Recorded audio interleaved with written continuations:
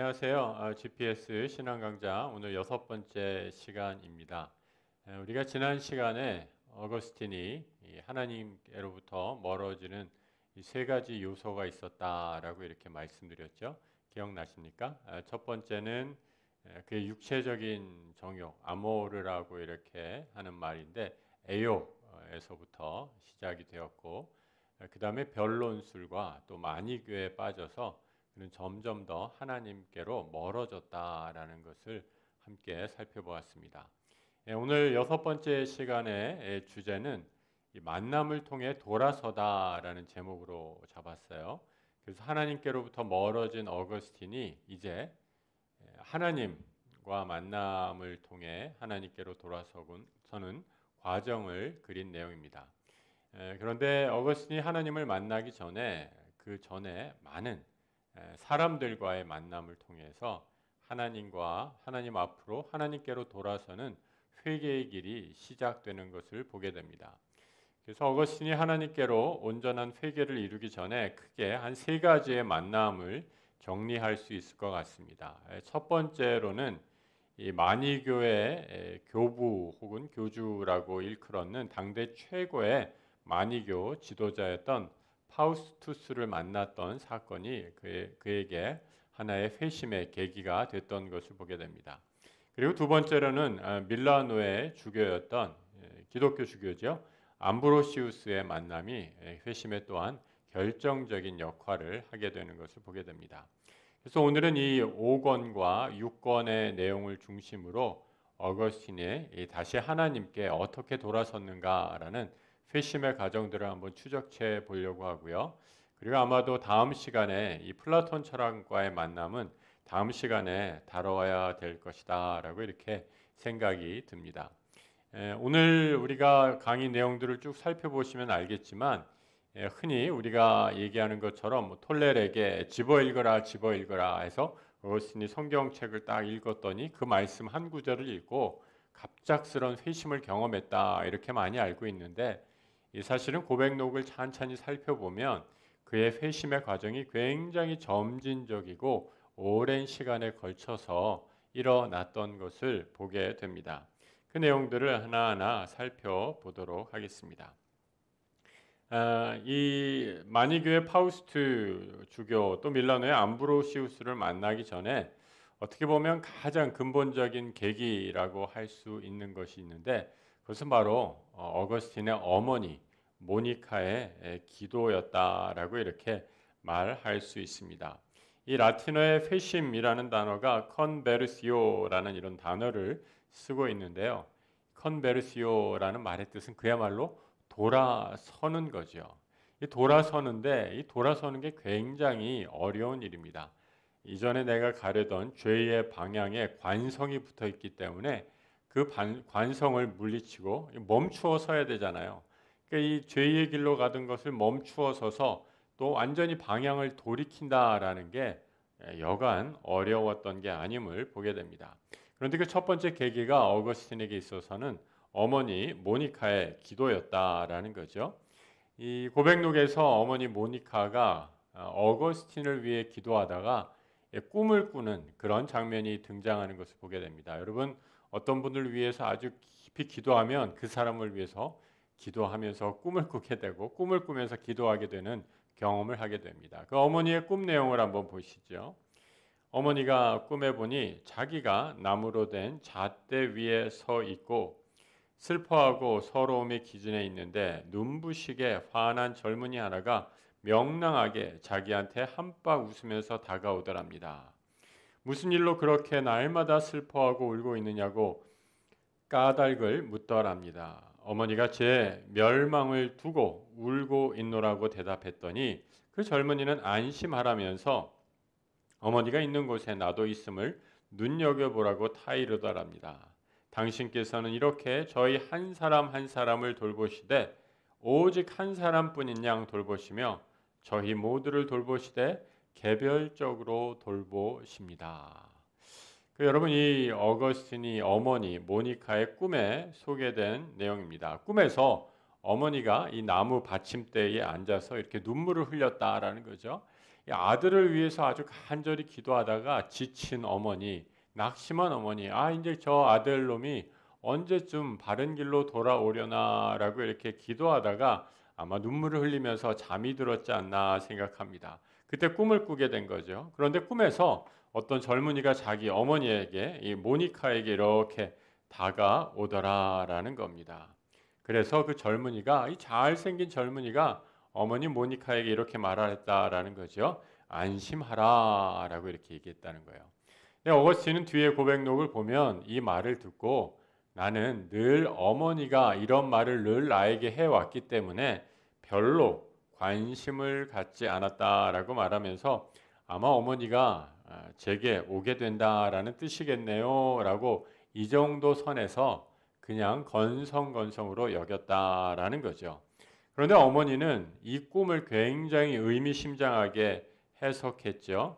우리가 아까 살펴봤던 것처럼 어머니가 있는 곳에 나도 있음을 눈여겨보라라는 것, 바로 이 꿈에서 본 청년은 하나님의 천사를 상징하는 그런 인물로 어머니는 여겼다라는 거죠. 그래서 아들이 있는 곳에 내가 있다라고 말한 것이 아니라 하나님이 있는 곳에 너 어거스틴이 하나님이 있는 곳에 앞으로 있어야 할 것이다 라는 것을 꿈속에서 보여준 하나의 계시로 받아들였다라는 거죠. 이 3권에 이어 어머니의 꿈에 이어서 이제 어머니의 기도의 내용이 이어지고 있는 것을 보게 됩니다. 어머니가 어머니 모니카가 어거스틴을 위해서 어떻게 기도했는가? 그 기도의 이 간절함들을 한번 느껴보시기 바랍니다. 당신께서 높은 데서 돕는 손길을 보내셔서 만이교의 깊은 흑암으로부터 저의 영혼을 끌어주셨습니다. 신도인 제 어머니가 저를 위해 당신께 눈물을 흘리던 까닭이었습니다. 육신의 장례를 치르면서 곡하는 어머니들이 우는 것보다 더 애절하게 말합니다. 주님, 당신께서는 그 이의 기도를 들어주셨습니다. 여기서 이 그 이라는 것은 어머니를 뜻하는 거죠. 여러분 우리말의 그라는 게 3인칭 인칭 대명사죠.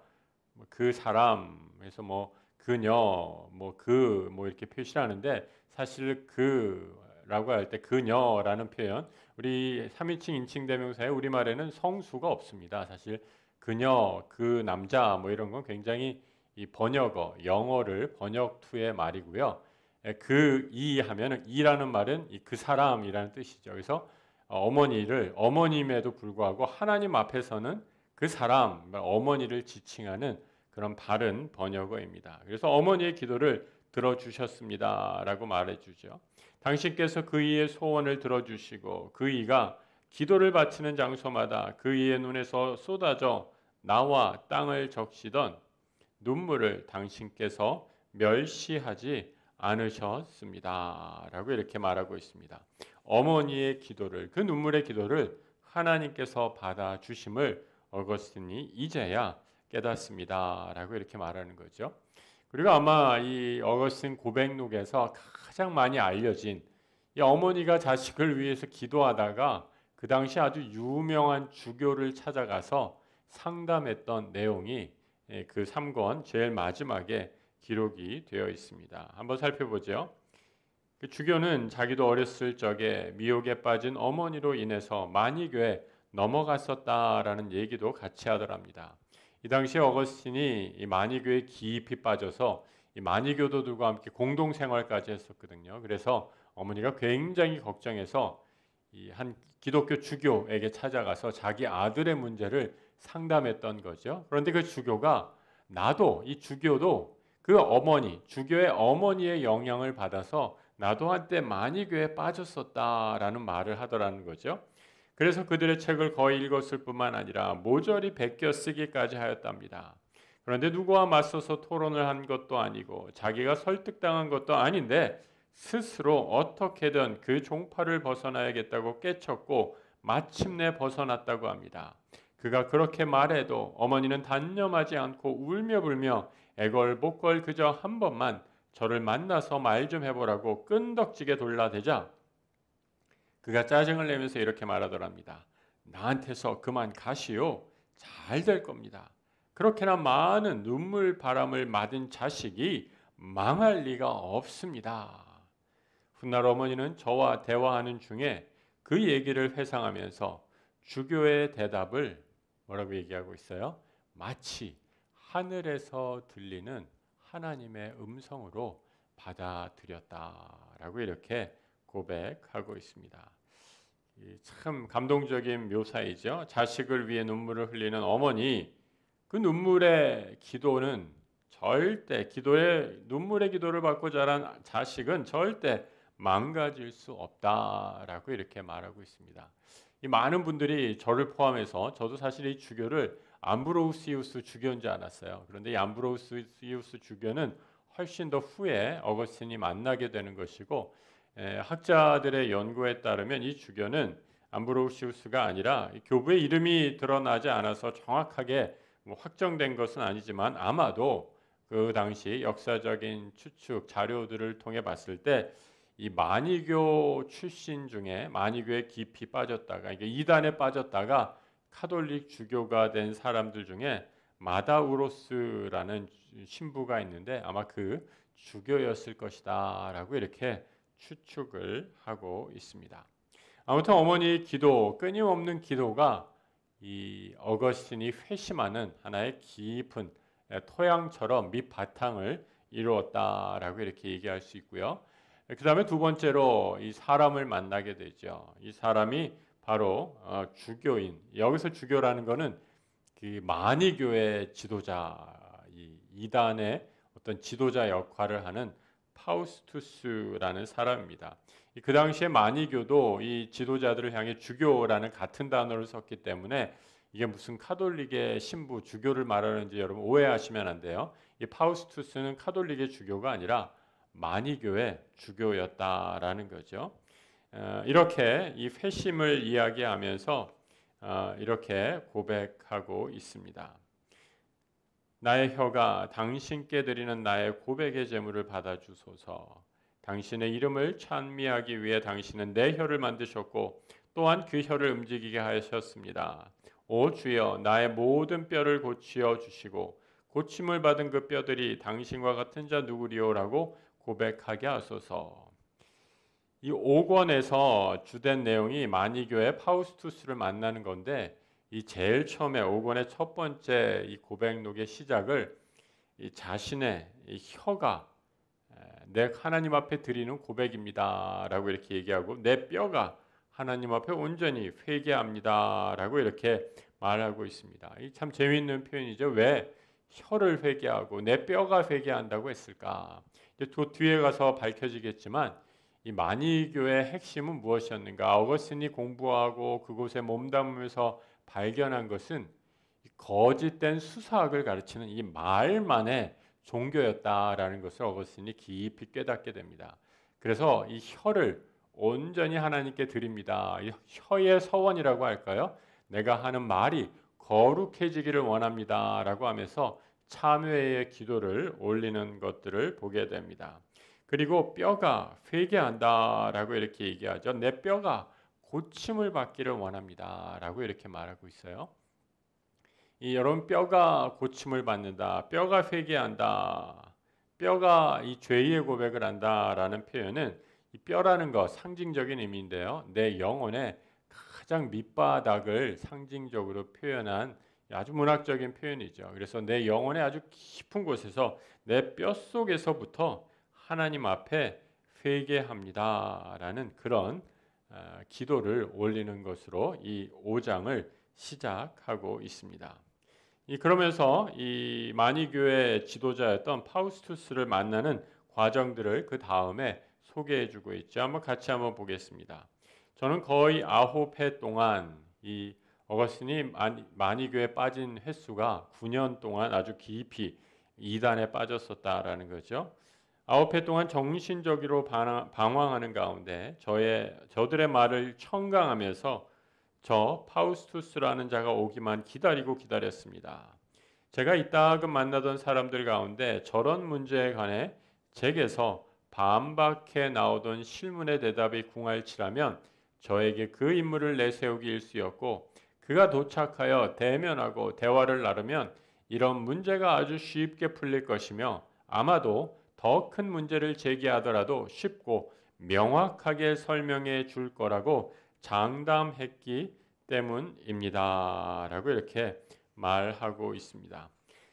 여러분 이 구절의 내용이 무엇인가 라고 하면 이 어거스틴이 이 9년 동안 마니교에 머무르면서 이 마니교 사람들과 굉장히 많이 이 논쟁을 한 것 같아요.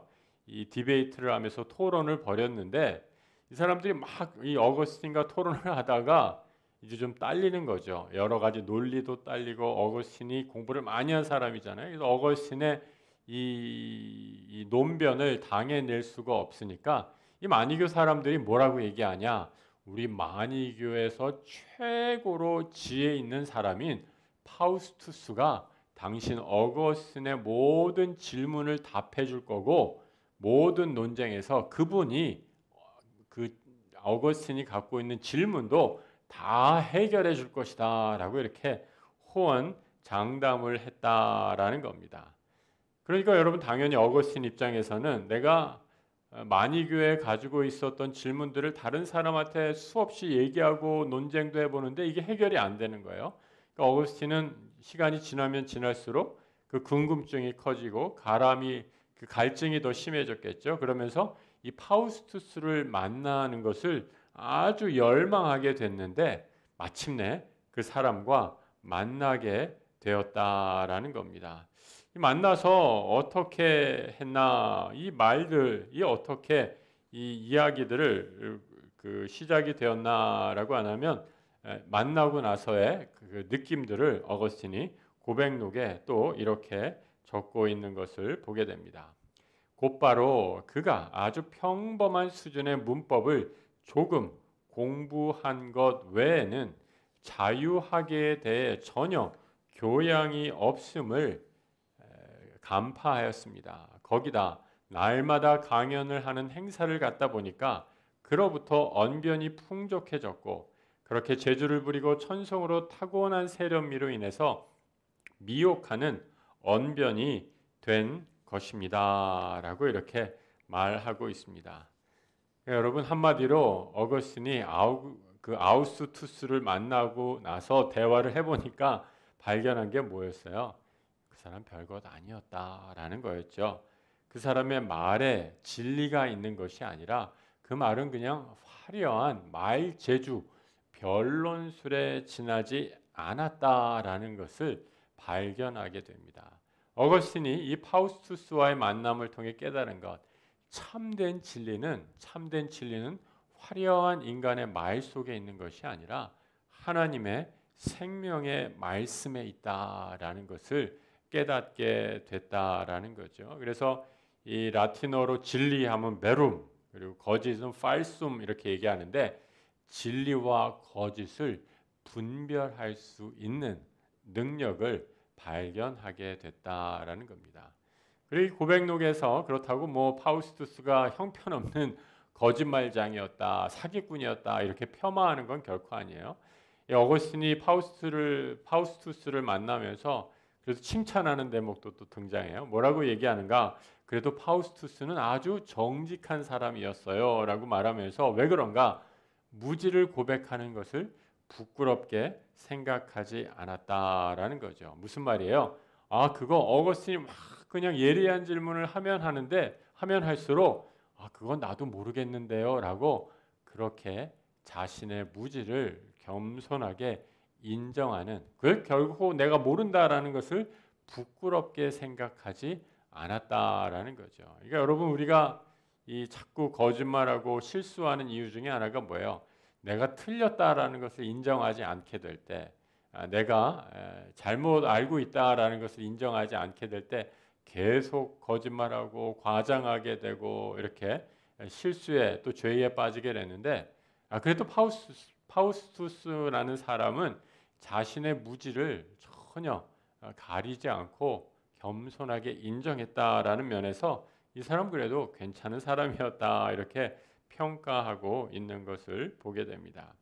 그러면서 이 어거스틴은 진리 대신 하나님의 말씀을 깨닫게 되면서 그가 이런 표현을 쓰고 있어요. 하나님이 진리를 향해 그 5장 5권 7장 13절에서 이런 표현을 쓰고 있어요. 하나님이 진리를 향해 아주 놀랍고도 은밀한 방법으로 움직이셨다. 여러분 얼마나 참 멋있고 아름다운 표현입니까? 하나님이 어거스틴을 내가 생각하지도 못했던 그런 방법으로 아주 은밀하게 아주 놀라운 방법으로 하나님의 진리의 빛 안으로 여러 사람들과의 만남을 통해서 한 걸음 한 걸음 인도해 가셨다라는 것을 깨닫는 어거스틴의 모습이죠. 여러분 우리도 그렇지 않습니까? 하나님이 나를 어떻게 구원하셨는가 한번 여러분의 삶을 되돌아보시기 바랍니다. 하나님이 어떻게 여러분을 인도하셔서 내가 하나님의 자녀가 되었나요? 하나님의 진리를 향해 정말 내가 상상하지도 못했던 놀랍고도 은밀한 방법으로 우리를 인도하셔서 오늘 우리가 이 자리에 있는 줄 믿습니다. 이 어거스틴의 이 고백이 바로 우리의 고백이 되기를 원하는 거죠. 그 다음에 세 번째 이 회심의 이 세 번째 계기는 바로 암브로시우스와의 만남이었다라고 이렇게 얘기하죠. 암브로시우스는 그 당시 밀라노의 주교로 있었습니다. 우리 지난 시간에 카르타고에 어거스틴이 유학을 하러 공부를 하러 왔다라는 거죠. 이 출세를 위해서 카르타고에 왔다라고 이렇게 얘기했습니다. 그 당시 카르타고 2권에서 그런 표현이 나왔잖아요.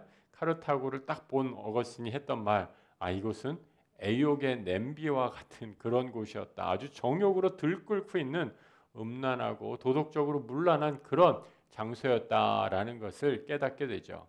그래서 그 어거스틴은 이 카르타고에서 꽤 생활을 하면서 점점 영혼의 갈등을 느꼈던 것 같아요. 그래서 그의 고백록의 다른 기록들을 보면 이 카르타고에서 공부하는 학생들은 좀 거칠었고 좀 말들이 좀 거칠었고 행동이 좀 거칠었나 봅니다. 그래서 시간이 지날수록 어떤 방탕한 삶, 그런 삶을 사는 사람들에게는 카르타고는 최적의 장소였지만 어거스틴처럼 진리의 빛이 비추시면서 이 내적인 갈등을 하고 있는 사람, 이 진리를 찾아가는 사람에게는 이 카르타고가 좋지 않은 그런 곳이었어요. 그래서 결심을 하게 되죠.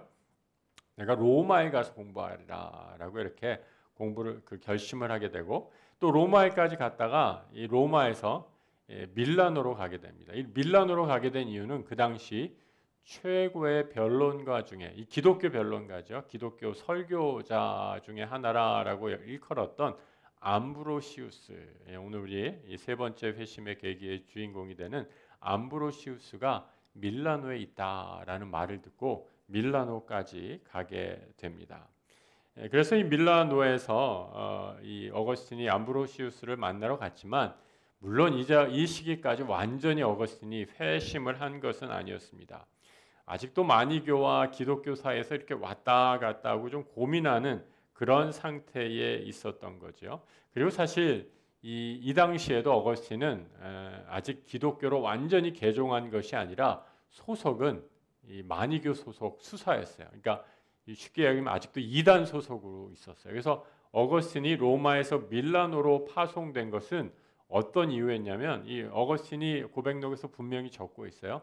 내가 그리로 가게 된 것은 마니교에서 그 당시 기독교의 최고의 변론가 중에 하나인 암브로시우스와 한번 논쟁을 해서 네가 이겨봐라라고 하면서 쉽게 말해서 마니교 이단의 장학생으로 뽑혀가지고 밀라노로 유학을 보낸 거예요. 그래서 그 유학하면서 암브로시우스와 한번 네가 아주 뛰어난 이 변론술로 암브로시우스를 한번 꺾어보아라라는 말로 이 후원을 받아서 이 밀라노까지 가게 되었다라는 거죠.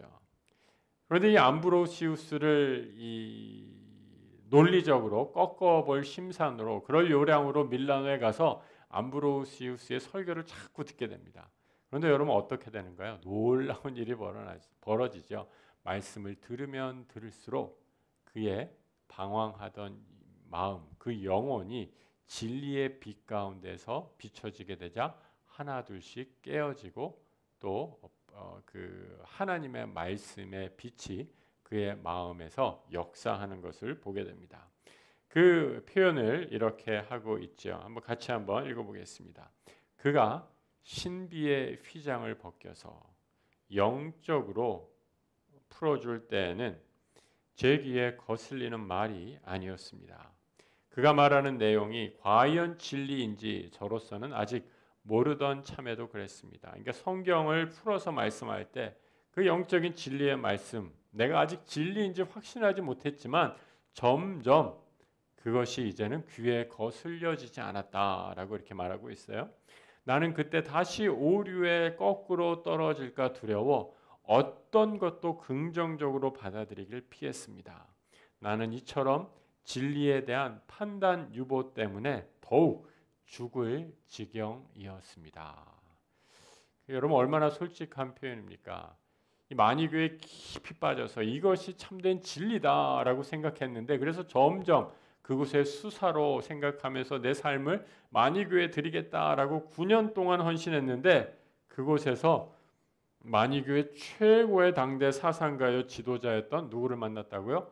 파우스투스를 만났는데 그 사람이 말하는 모든 이야기들이 말만 화려한 거짓 변론이었음을 발견했다라는 거죠.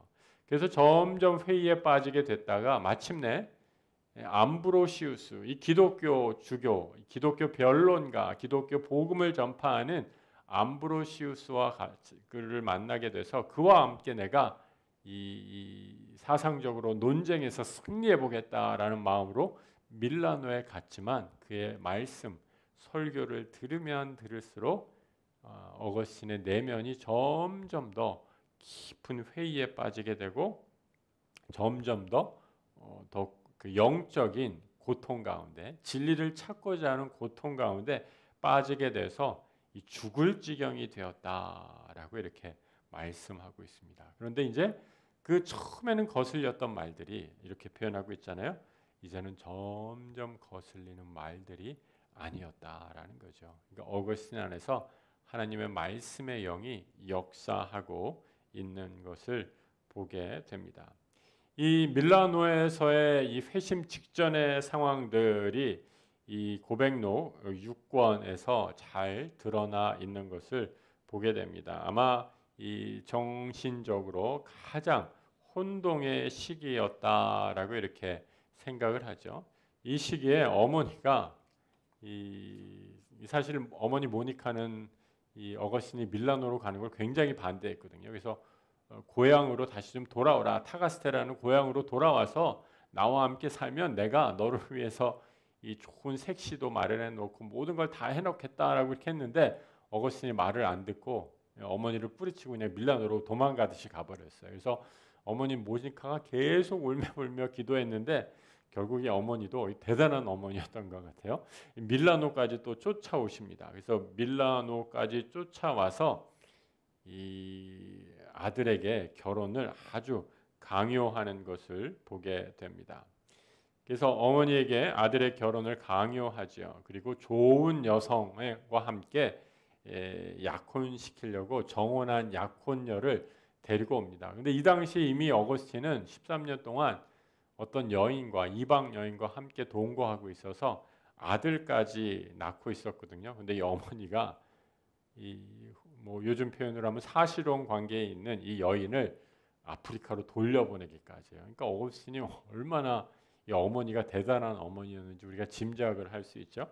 그래서 그 여인을 돌려보내고 이 어머니가 데려온 고향 여자, 신분이 좋은 여성이겠죠. 이 여인과 결혼을 시키려고 하는데 그 당시 밀라노의 이 법에 로마의 법에 따르면 이 약혼녀가 법적 결혼 연령에 차지를 못해 가지고 그 14살인가 그랬을 거예요. 제가 정확하게 지금 기억이 안 나는데 그 연령에 모자라 가지고 이 약혼을 할 수가 없게 됩니다.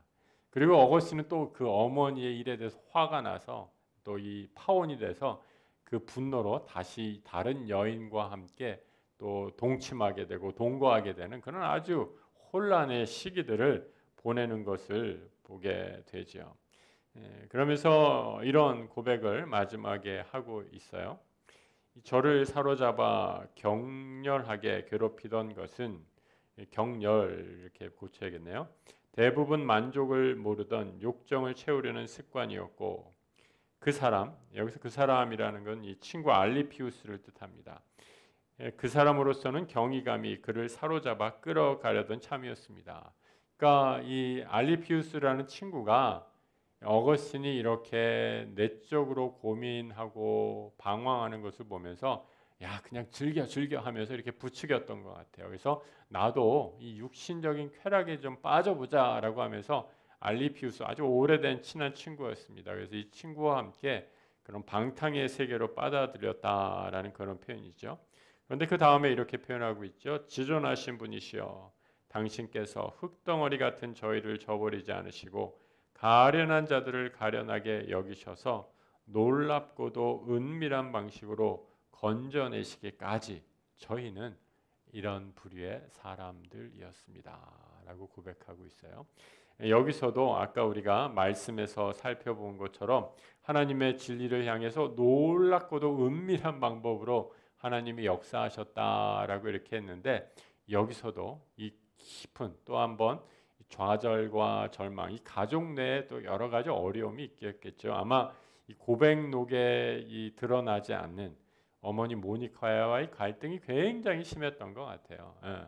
그래서 그 모든 갈등들 속에서도 그래서 다시 육체적인 쾌락에 푹 빠지게 됐는데 그 죄 가운데서도 하나님께서는 뭐라고 말씀하고 있어요? 아까 말씀드린 것처럼 놀랍고도 은밀한 방식으로 다시 그 죄의 구렁텅이에서 어거스틴을 구원해 주셔서 하나님의 사람으로 만드시는 계획을 잠시도 멈추지 않으셨다라고 이렇게 고백하고 있습니다.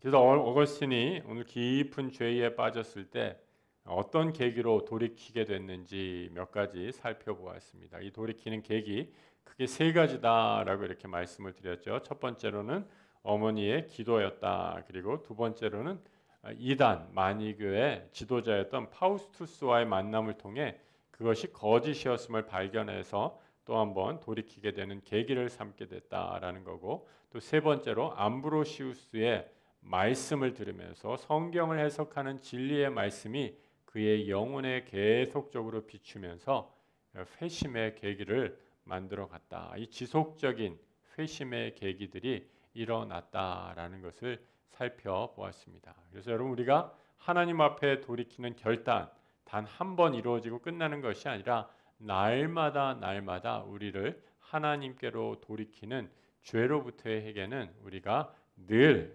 계속되어야 한다라는 것을 또 오늘 고백록을 통해서 새롭게 살펴보는 시간이었습니다.